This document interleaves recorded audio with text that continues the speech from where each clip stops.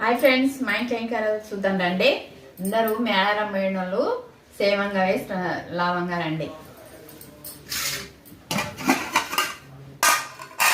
వేడి వేడి అన్నం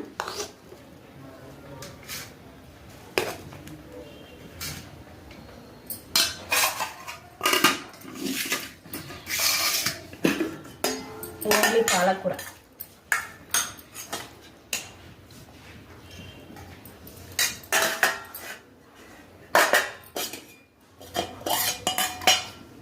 చింతపండు పచ్చడి బాగుంటుంది పుల్ల పుల్లగా.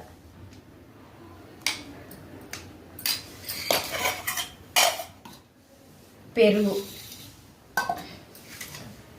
మా వీడియో నచ్చాయంటే